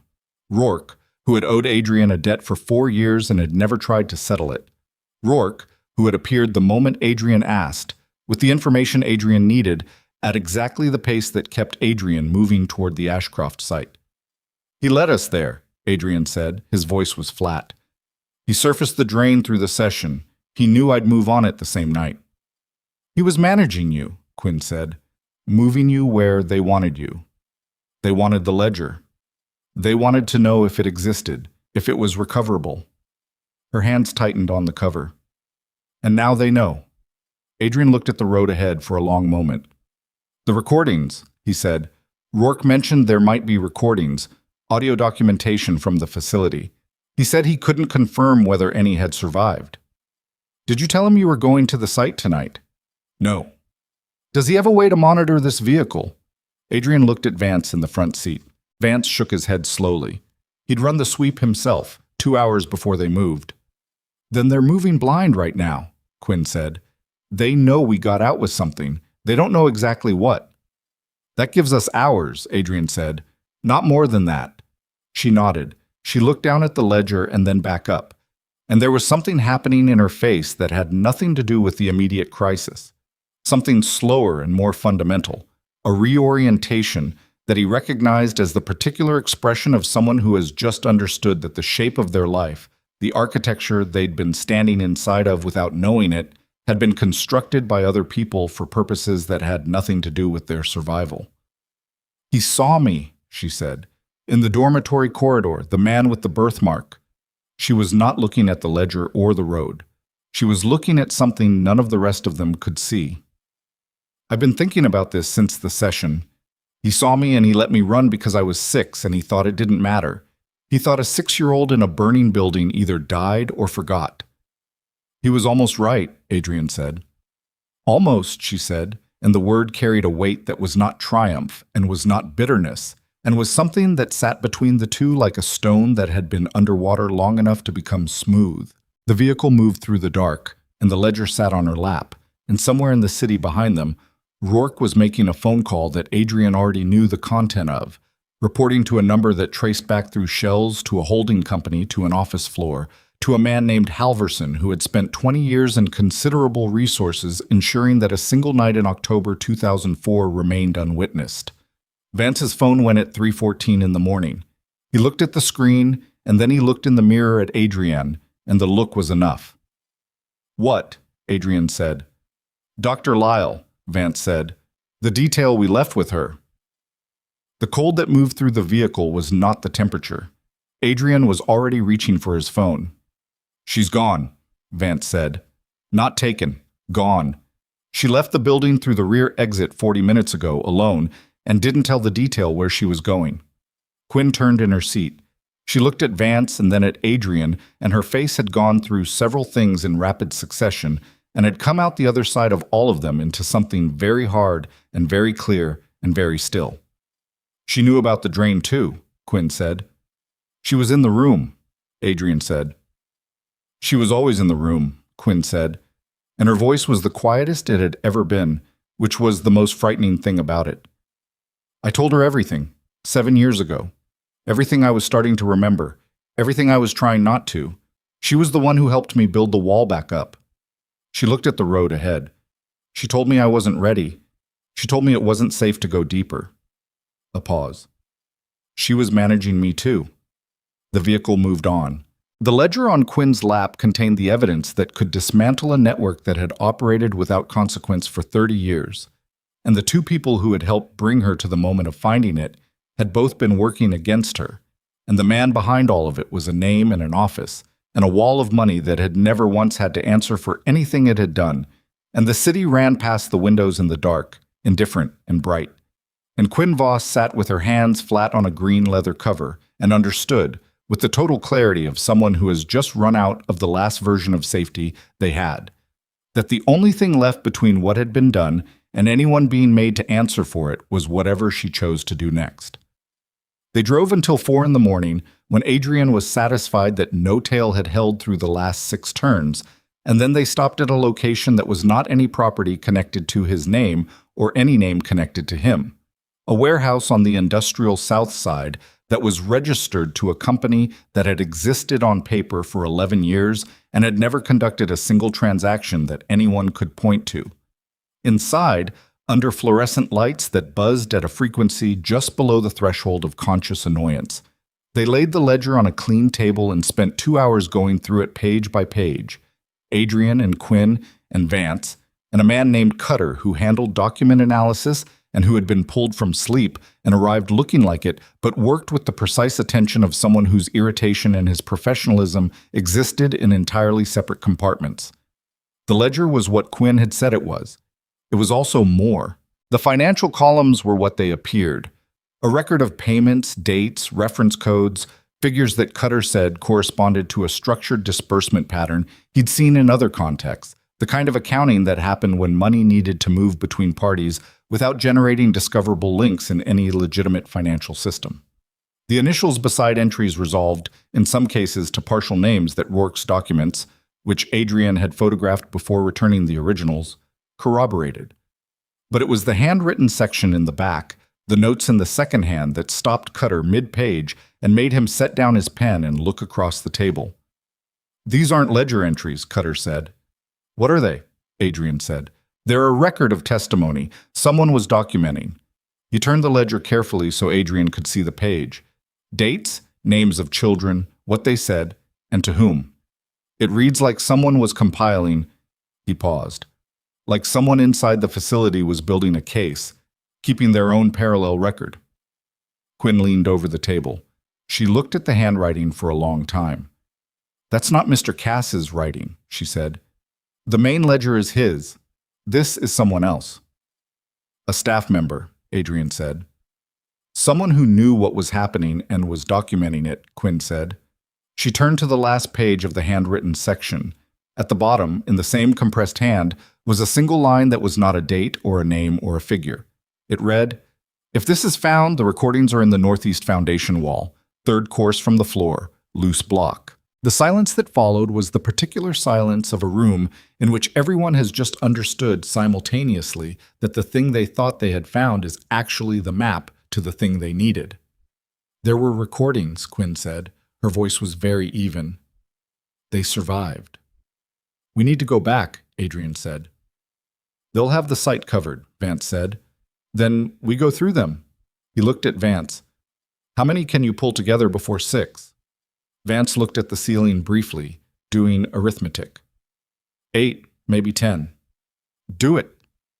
They went back at first light, when the dark was thinning at the edges but had not yet resolved into full morning, that gray-blue interval when visibility was low enough to work in and the city's attention was still pointed elsewhere. 10 men, 3 vehicles, weapons that were not for show. Quinn was in the second vehicle again, and Adrian was beside her, and she held the ledger in her lap the same way she'd held it all night, both hands flat on the cover, like she was keeping it from rising. The site was watched. They found 2 men at the south perimeter, not Halverson's contracted security, which was what Adrian had expected, but local men paid by the hour, the kind of arrangement that existed at 1 remove from anything traceable. Vance handled them quickly and quietly enough that neither of them had the opportunity to make a call. Their phones went to Cutter in the rear vehicle. The northeast corner of the Ashcroft Foundation was still standing, most of it, the exterior stone that predated the facility's operational period by decades, the kind of construction that had been built to last longer than the people who commissioned it. 3rd course from the floor. Pryor counted up from the ground with a flashlight, while Quinn stood 3 feet back and watched, her arms crossed over her chest, breathing through her mouth in the cold morning air. The block was loose. Pryor worked it free with a pry bar and bare hands and set it aside, and behind it was a space roughly the size of a shoebox that had been cut deliberately, the edges too clean for accidental void. Inside were two devices, what had once been compact handheld audio recorders, the kind that ran on replaceable batteries, sealed inside heavy-gauge plastic bags that had been heat-fused closed. The batteries were long dead, but the devices themselves were intact, the plastic having preserved them through the moisture cycles of 2 decades better than anything that hadn't been deliberately sealed. Quinn reached past Pryor and took them out. She turned them over in her hands.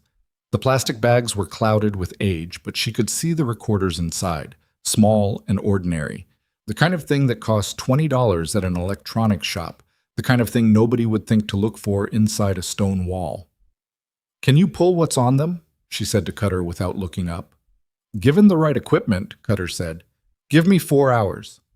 "You have 2, Adrian said, already moving them back toward the vehicles. They did not make it to the vehicles. The first shot came from the east, high and wide, which was not incompetence. It was instruction, the opening move of a surround that was already in motion from 3 sides by the time everyone on the ground had processed the sound. Adrian's people were trained for exactly this and reacted accordingly, but the response time was compressed by the site terrain, the rubble field limiting movement in ways that the people coming in from outside the perimeter did not have to deal with. And the second shot was closer. And then Pryor was shouting directions, and the geometry of the situation collapsed into its immediate components. They were outnumbered, and the exits they'd used coming in were covered. Adrian pulled Quinn behind the section of standing wall, and she did not need pulling. She was already moving, already low, the ledger and the sealed bags held against her chest with one arm and the other hand braced against the wall. Her breathing was fast but not panicked, the controlled fast breathing of someone running a physical problem rather than an emotional one, and he registered this in the compressed way you register things when the available attention is being rationed. "The North Gap," he said. "It'll be covered," she said. Vance went north. They'll have anticipated Vance. She was right, and he knew she was right, and the fact that she was right narrowed the available options to something that was not quite zero, but was close enough to feel like it. He looked at the wall above them. The rubble field on the other side of it led to a service road that dead-ended at the old facility's supply entrance, and the supply entrance opened onto a side street that his vehicles had not come in from. "Can you climb that?" he said. She looked at the wall. Maybe 8 feet of standing stone, the upper edge broken and jagged. "Yes," she said. "Then go. I'll be right behind you." She went first because hesitation in that moment would have been worse than either of the other options, and she went up the wall with the competence of someone who had spent a childhood finding ways out of places, the ledger somehow still clamped under one arm and the sealed bags tucked into the front of her jacket, and she cleared the top and dropped to the other side, and he heard her land and heard her keep moving. He went over behind her. They crossed the rubble field on the other side at a pace that was not safe and didn't need to be, and reached the service road, and Quinn was already moving east along it by the time his feet hit the ground. Behind them, the sight was loud, controlled bursts, Vance's people giving enough back to keep the pursuit occupied. And then a vehicle came around the corner of the service road from the west end, and Quinn stopped and Adrian stopped, and they were looking at headlights and making calculations that had to be made in under 2 seconds. The vehicle stopped. The window came down. It was one of Cutter's men, the second driver, who had been held back from the initial entry precisely for a scenario like this one, because Adrian planned for scenarios like this one and had been doing so for long enough that the planning was muscle memory. They got in. The vehicle moved. In the hours between their departure from the warehouse and their return to a different location, a flat above a restaurant on the east side, clean and off-grid, Cutter worked on the recorders with equipment he'd pulled from a case that lived in the trunk of his car, because he had worked for Adrian long enough to know that the trunk case was not optional. He extracted the audio files with the painstaking care of someone who understood that the content was either worthless or worth more than anything else in the room, and while he worked, Quinn sat in the corner of the flat with her back against the wall and her knees drawn up and the ledger open across her thighs, reading. Not scanning. Reading carefully, page by page, committing it. Adrian sat across from her and watched her and did not speak, and the only sounds were Cutter's equipment and the city outside and the occasional murmur from Vance, who was on his phone in the stairwell coordinating the extraction of the people who'd stayed on the site. Pryor made it out. 2 others made it out. One man was taken, not shot, taken, which was worse in some ways and better in others, and Adrian sat with the specific gravity of that and the knowledge that being taken by Halverson's people meant a timeline that was now measured in hours before the location of the flat became known. "I have audio," Cutter said. The room went quiet. The first recording was deteriorated. Stretches of static, words that surfaced and submerged, a voice that was sometimes clear and sometimes not. But enough of it was clear enough. A man's voice, the facility director, speaking in the measured cadence of someone who was not comfortable with what was being said, and was saying it anyway, names, dates, the clinical language of transaction applied to children. A second voice responding, authoritative, the voice of someone accustomed to being the most important person in any room. They couldn't identify the second voice from the recording alone. The second recording was cleaner. Quinn heard the second recording and went completely still in the way she had gone still in the East Wing corridor on her 6th week at the estate, the way that was not calm, the way that was the body deciding that stillness was the only available response to something that was too large to process in motion. Because the second voice on the second recording, older, the recording made later, the audio quality marginally better, was a voice she had heard before, recently, in a context that had nothing to do with the burned-out ruin of a children's facility. She had heard it at the estate.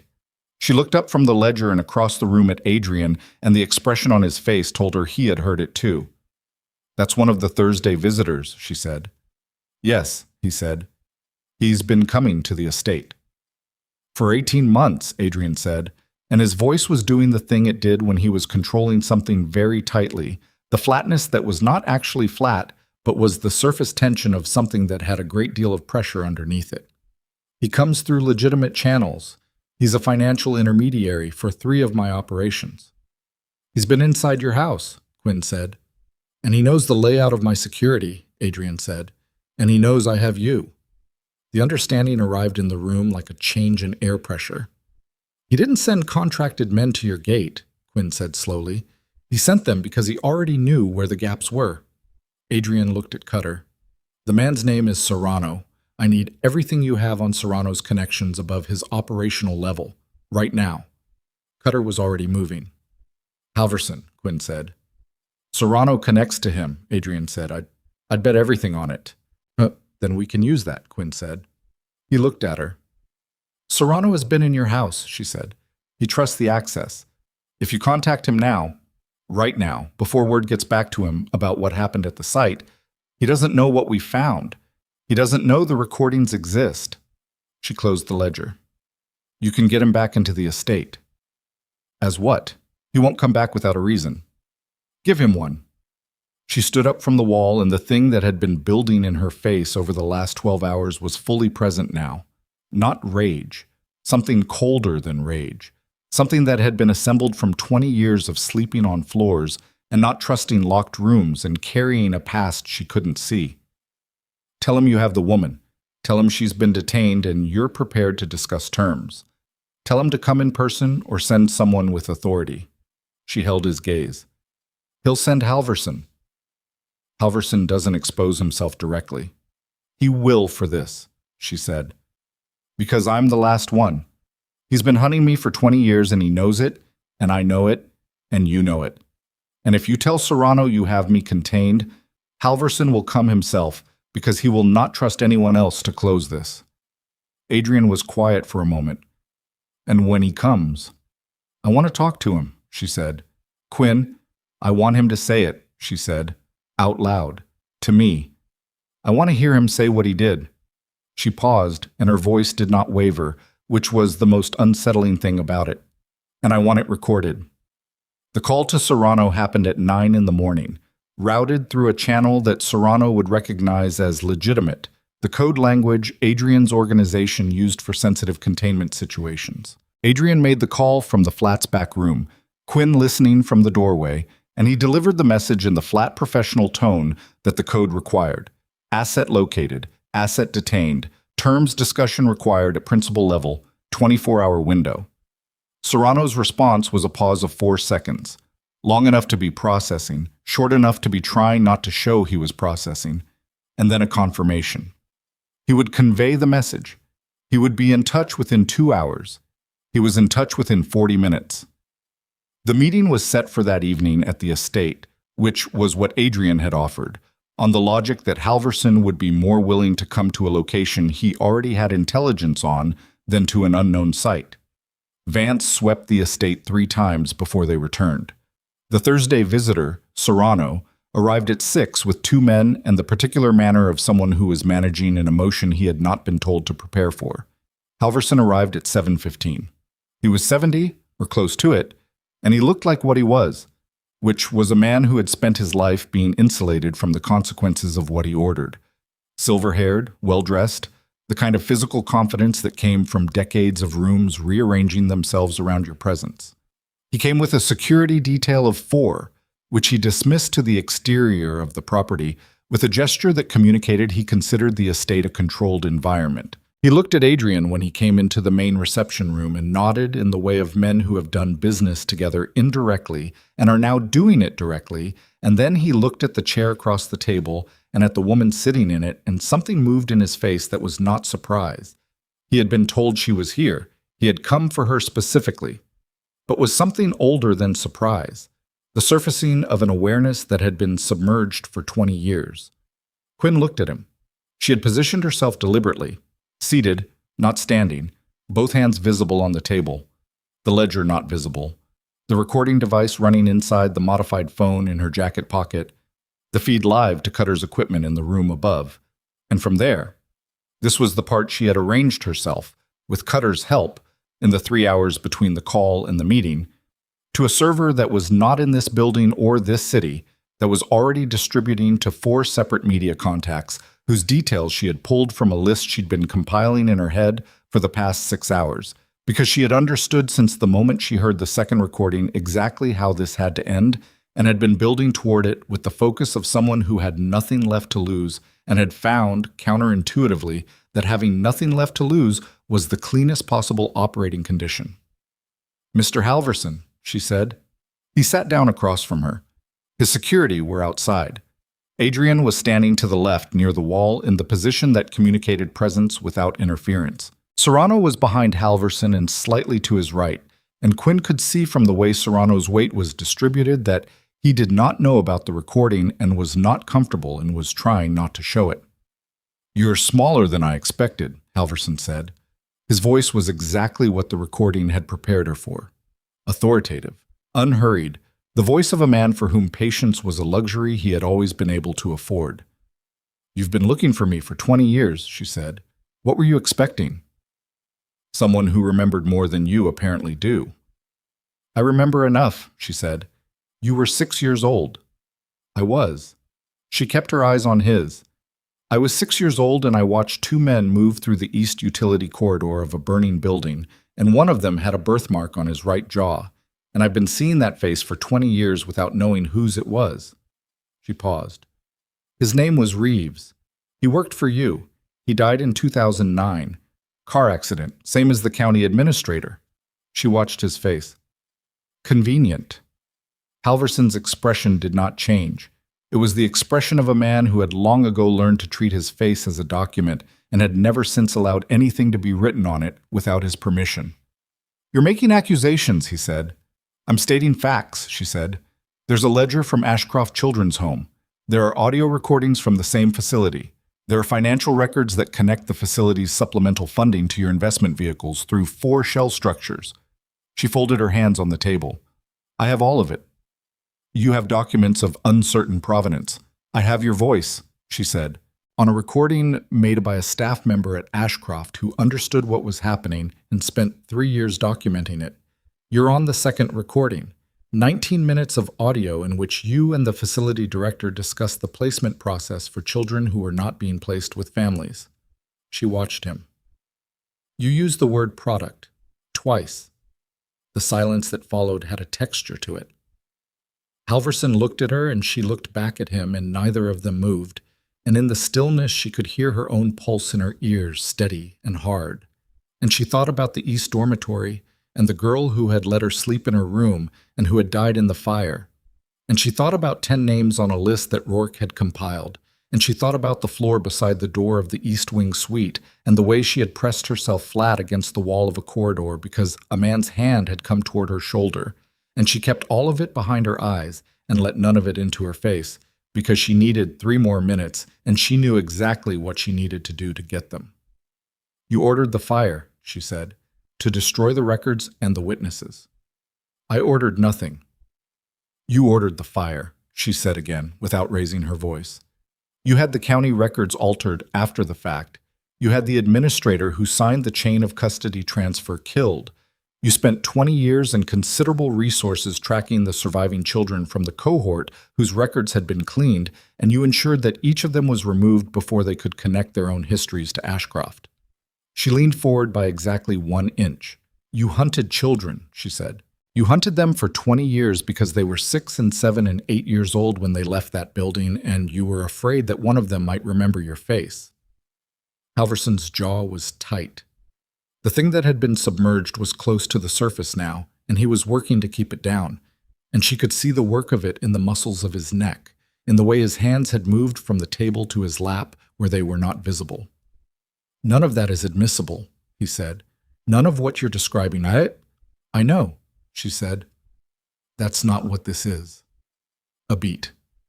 "Mr. Halverson," she said, and her voice had dropped, not in volume, but in register, to something very quiet and very direct. "I'm not building a legal case in this room. I'm giving you the opportunity to say out loud, to me, what you did. Not for a court, for me." She held his gaze without blinking. "Tell me you ordered the fire.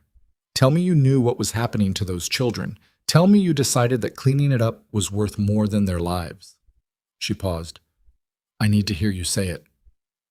Halverson looked at her for a long moment. He looked at Adrian near the wall. He looked back at her, and in his face she saw the arithmetic happening.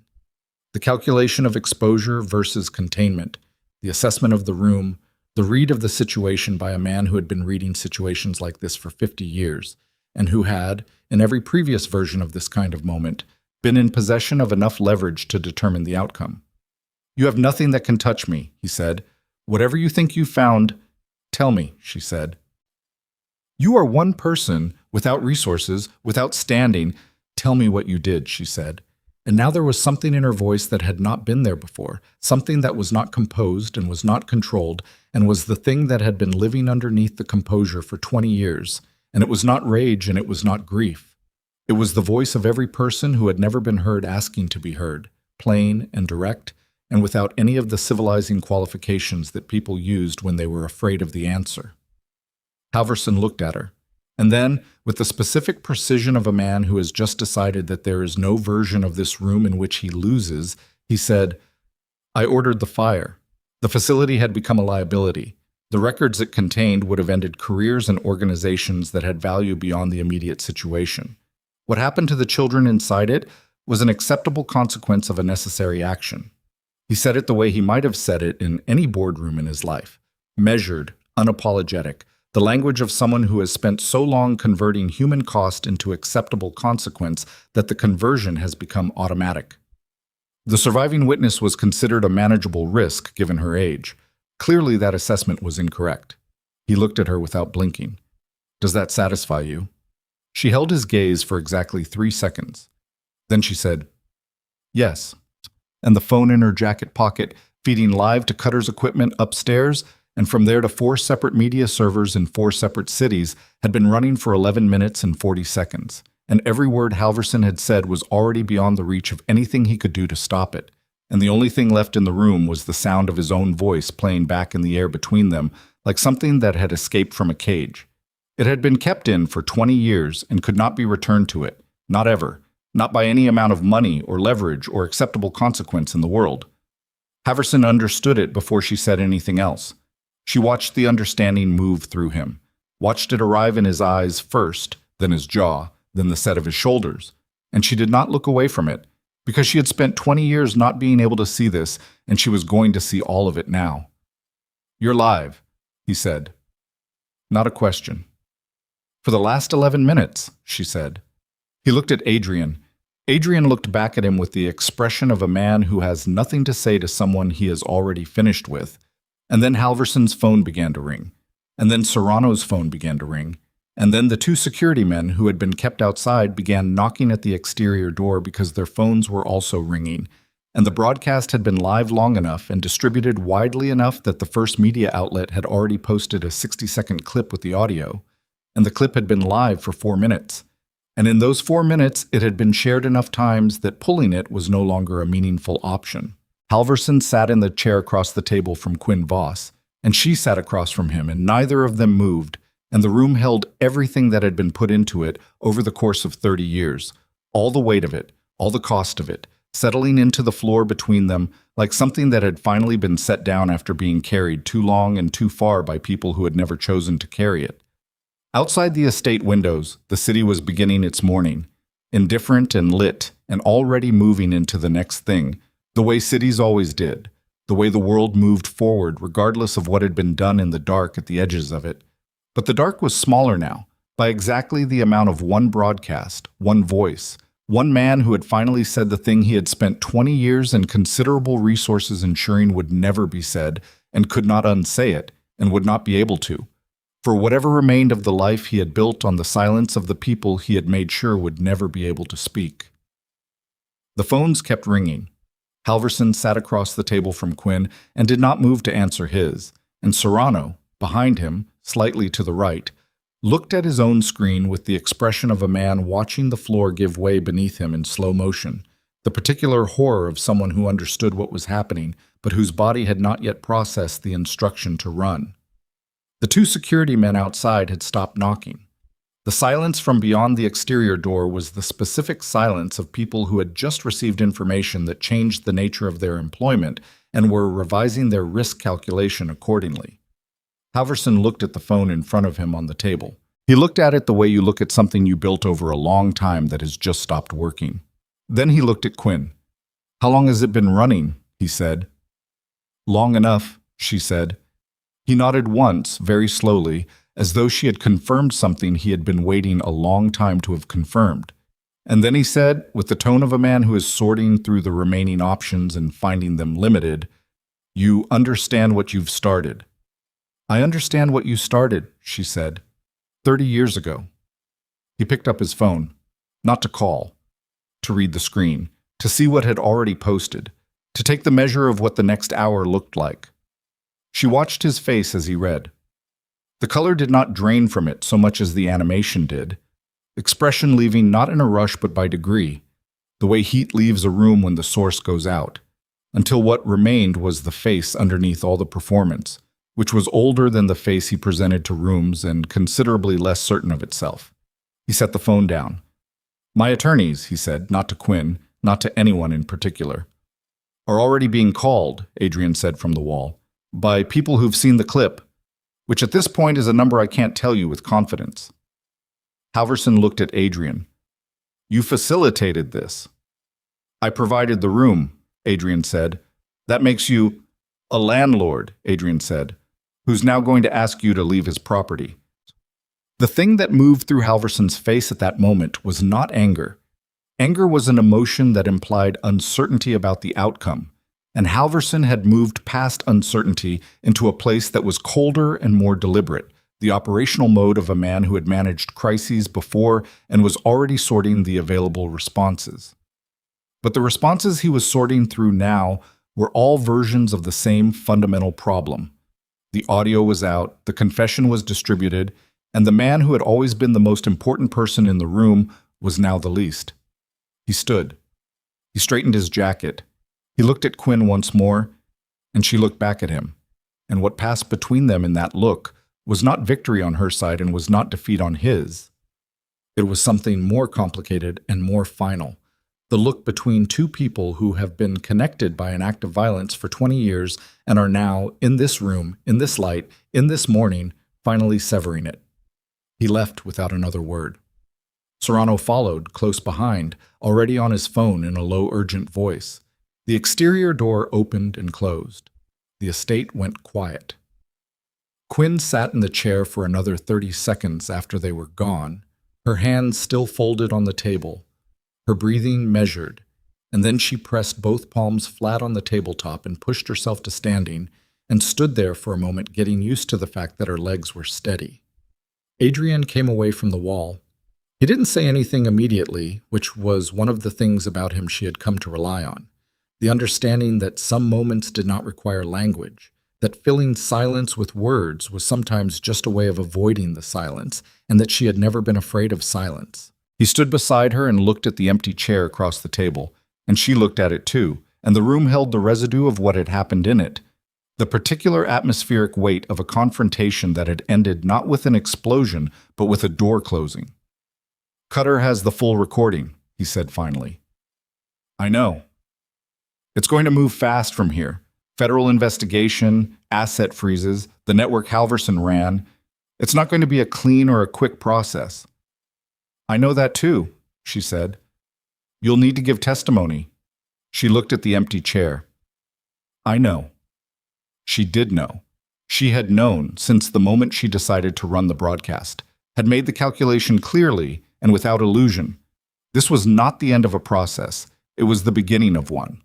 There would be investigators and depositions and the long, grinding machinery of accountability that moved at its own pace and in its own direction and could not be hurried by the urgency of the people who had been waiting for it. There would be defense attorneys and motions and the particular cruelty of watching people with resources attempt to buy their way to the edges of what she had just made undeniable. There would be days when it felt like nothing was moving and days when it moved in directions she hadn't anticipated, and she would have to be present for all of it, would have to sit in rooms and say the things she knew and answer questions about the things she didn't and do it again and again until it was done. She had known all of that. She had done it anyway. The first federal contact came at 11 that morning, legitimate this time, a different quality of official than the men who had come to the estate gate, agents who arrived in unmarked vehicles and presented identification that Adrian's attorney verified on the phone in under 6 minutes, and whose manner was the specific subdued alertness of people who understood they were entering a situation that had already moved faster than their ability to contain it and were now focused on documenting rather than controlling. They took the ledger. They took the sealed recordings. They took copies of the documentation Rourke had compiled, which Adrian provided through his attorney with the cool efficiency of someone who had been on the operational end of legal proceedings before and knew exactly where the lines were. Quinn gave her first statement in the estate's main reception room, the same room where Halverson had sat across the table from her 3 hours earlier. And she gave it with the same flat precision she brought to everything, the same economy of detail, the same clarity about what she knew and what she didn't. The agent who conducted it was a woman in her early 40s named Reese, who asked questions in the patient sequential manner of someone building a structure and who did not push where Quinn said she was uncertain, which Quinn noted and appreciated. When the statement was done, Agent Reese closed her notebook and looked at Quinn directly. "There are going to be more of these," she said. "You understand that?" "Yes," Quinn said. "It's going to be a long process." "I've had a long process already," Quinn said. "This one goes somewhere." Reese looked at her for a moment and then nodded, the small nod of someone who respects an answer without being able to say so professionally, and stood and left. The arrest of Halverson was not that day. It was 9 days later, after the asset freeze applications had moved through a federal court at a pace that reflected the volume and clarity of the evidence, and after 3 of the corporate entities connected to the Ashcroft network had been identified and flagged, and after 2 of the individuals named in the ledger's financial columns, men who had calculated, incorrectly, that proximity to Halverson's resources was a form of protection, had retained attorneys and begun making the kind of preliminary communications with prosecutors that happened when people understood that the window for cooperation was closing. Halverson himself was taken from his primary residence at 6 in the morning, which Quinn learned about from Adrian, who had been told by his attorney, who had been told by the federal contact. She was in the East Wing suite when he told her, sitting on the floor beside the door, with her back against the wall and the morning light coming through the gap in the curtains. And she listened to him say it and then sat with it for a long moment, feeling the weight of 9 days shift slightly in the way that weight shifts when something that has been pressing from one direction is removed. "Okay," she said. He was in the doorway. He looked at the floor where she was sitting, and the blanket folded beside her, and the pillow at the edge of the door frame, and said nothing about any of it. "There's coffee," he said. "I'll be down," she said. He left. She sat for another few minutes in the early morning stillness, in the angle of light that came through the curtain gap and lay across the floor in a long, pale stripe, and she pressed her hands flat on the hardwood and felt the cold of it move up through her palms, and she breathed. She thought about the girl who had let her sleep in her room. She did not know her name. The memory had returned in fragments, and the name had not been part of it, or had been, but had not survived the return intact. She knew the shape of her, the particular kindness of someone very young who had learned to extend what small protections were available to her to someone smaller. She knew the room, the specific texture of the wall she had pressed herself against behind the door when the corridor went loud and bright with fire. She knew that the girl had not made it out, and that this was the fact that lived deepest in the part of her that had been walled off for 20 years. The fact that the wall had been built around, the loss that predated her ability to process loss, and had shaped everything that came after without her knowing the shape it was making. She could not fix that, could not undo it, or reframe it, or find a perspective from which it became anything other than what it was. She sat with it on the floor of the East Wing suite and let it be what it was, and when she stood up it was still there, and it would be there tomorrow and the day after, and she was going to have to learn how to carry it differently than she had been carrying it, which was not the same thing as putting it down. She went downstairs. Adrian was at the kitchen island with his coffee, and she poured hers and stood across from him, and they drank in the morning silence the way they had been doing for 3 months, and neither of them performed normality because neither of them had a clean version of normal to perform. "Rourke," she said. He looked at his coffee. "Being handled by your people or by the federal process." "The federal process has a name to work with," he said. "My people are ensuring the name gets attached to the right documentation at the right moment." He paused. "He's not going to disappear." She nodded. "Dr. Lyle. She made contact through an attorney yesterday. She's offering cooperation. The federal team has her." He set his cup down. "She didn't know about the fire," he said. What Rourke told her was that Quinn had witnessed financial irregularities at a placement facility and that her recovered memories could compromise certain individuals. She was recruited to manage the retrieval process, to be in the room and report what came up. He paused. "She didn't know people had died." Quinn looked at him. "Does that matter?" "It matters for what she's charged with," he said. "I don't know if it matters to you." She looked at her coffee. "She spent 8 months with me," she said. "She watched me try to get to something I couldn't reach. And then she helped build the wall back up." She was quiet for a moment. "I don't know if not knowing about the fire makes that better or worse." "It makes it different," he said. "Not better." "Yeah," she said. "Different." They stood in the kitchen, and the morning moved around them.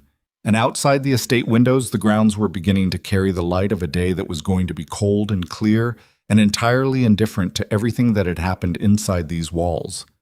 The federal investigation expanded in the weeks that followed in the way that investigations of that scale expanded, outward and branching, each connection generating new connections, each name in the ledger producing additional names, the network that Halverson had built through decades of careful insulation beginning to come apart not dramatically, but systematically, the way structures came apart when the load-bearing elements were removed.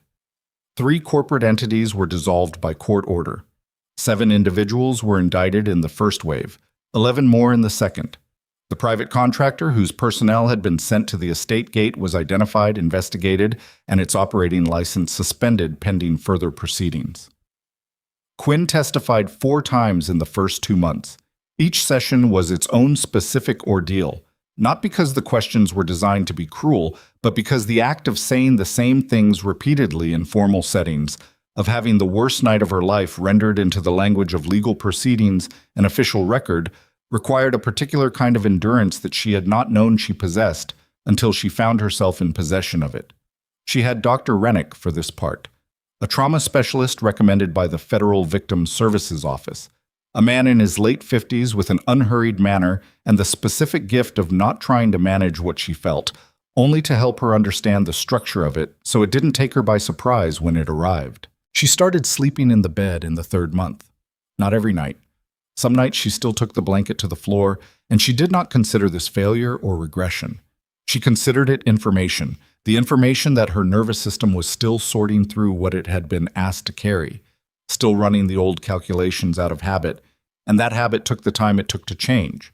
But some nights she lay down on the mattress and stayed there until morning, and on those mornings she woke with the particular disoriented quality of someone who has slept somewhere new, and then she recognized the ceiling of the East Wing suite, and she breathed, and she stayed there a little longer before getting up, giving her body time to understand that the room was not a trap, that the lock was hers, that the door opened when she wanted it to open and stayed closed when she wanted it closed, and that these were not conditions she had to fight for or verify.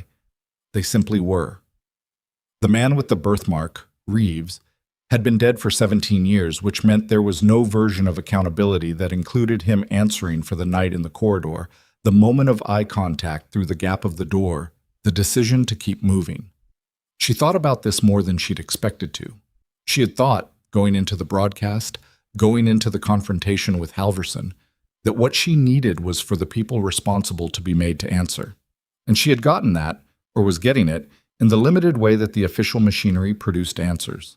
But Reeves was gone, and the 7 children who died in the East Dormitory were gone, and the girl who had let her sleep in her room was gone, and none of the indictments and none of the asset freezes and none of the depositions could speak to that particular arithmetic. It was its own weight, separate from the legal weight, and she was learning to carry them separately.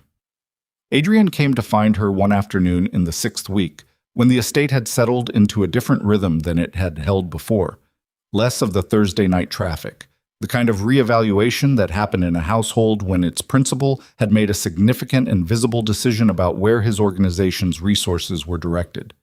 He found her in the East Garden, which she had started spending time in when the weather allowed, partly because it was outside and she had spent years preferring outside to inside, and partly because it was the place where the man who had come over the wall with her photograph had been detained, and she had decided, without making a formal decision about it, that the way to address the fact that a space had been made frightening was to be in it until it wasn't.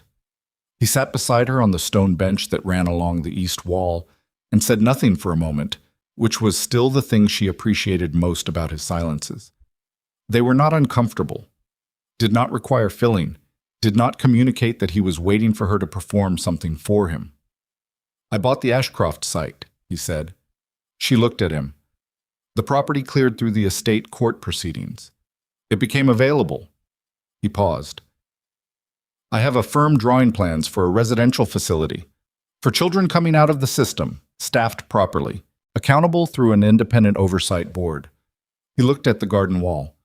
"It'll take 2 years to build, maybe 3. She was quiet for a moment. "You're not going to name it after her," she said. "After Ashcroft." "No," he said. "Something else. Something that doesn't carry what that name carries. Something that starts from 0, he said. She looked at the wall, at the old stone of it, at the way the afternoon light moved across its surface and made the age of it visible in the irregular texture, the record of years written in the material without editorial comment. She thought about the facility director's ledger, green-covered, warped at the edges, sitting now in a federal evidence room somewhere in a building she had never been to. She thought about the audio recorder in its heat-fused plastic bag, the patient documentation of a staff member who had known what was happening and had spent 3 years building a record of it and had hidden it in a wall and she had found this out in the 3rd week from Agent Reese, who had told her because she had asked, died in the fire, not in the East Wing, in the utility corridor, which meant she had still been in the building when it started and had not made it out, and Quinn thought about that, about the person who had built the record and hidden it and not survived to see it found, and she did not have a way to resolve that, only a way to hold it. "The oversight board," she said. "I want a seat on it." He looked at her. "Not as a figurehead," she said, "as an actual working member, with authority over the program structure and the intake process." She met his eyes. Those kids are going to need someone on that board who knows what the inside of that system looks like from the inside. He held her gaze for a moment, and then he said, "Yes." She nodded. She looked back at the wall. "There's something else," he said. His voice was slightly different. Not uncertain. Adrian did not do uncertain in the conventional sense, but carrying something that had been thought about before being brought here, weighed, and then carried over. She waited. "Rourke called me," he said. Before his attorney shut his communication down. One call, 1:30, to my direct line. He paused. He said the people he was working for had a list, had always had a list, of the children from the Ashcroft cohort, all 12 of them. He told me that the list had a notation beside one name, Adrian said, a notation added in 2019, a location update. He looked at her steadily. "The notation wasn't for you." She went still. "There was a 12th child," he said, the one Rourke couldn't account for in the initial data. Female, approximate age at time of fire, 8 years old. He told me his people had found a current location for her. He told me her name. He held Quinn's gaze. "She's alive. She's been in the system, a different city, under a name that was assigned at re-entry. She's 28 now." The afternoon held still around them. The garden wall caught the light. Somewhere beyond the estate boundary, the city moved through its ordinary afternoon, cars and people, and the 10,000 small transactions of a day, indifferent and continuous. Quinn sat with what he had told her. She sat with the fact that Rourke had made the call. Not to threaten, not to negotiate, but to tell her this. She would never know why. Perhaps he was managing something about himself in the only channel he had left. Perhaps it was the minimum gesture available to someone who had done what he had done and understood what he had done and could not undo it, but could do this one small thing that was not nothing. She did not need to understand it. She only needed to know what to do with what it had given her. "Her name," Quinn said. He told her.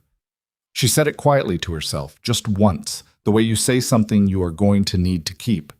The meeting took 6 weeks to arrange through channels that were careful and respectful of the fact that the woman on the other end of it had her own life and her own history and had not asked for any of what was now approaching her. Her name had been provided to the federal investigators as a potential witness, and she had been contacted through the official process, had retained her own attorney, had been given the relevant information in stages that allowed her to decide how far into it she wanted to go. She decided all the way.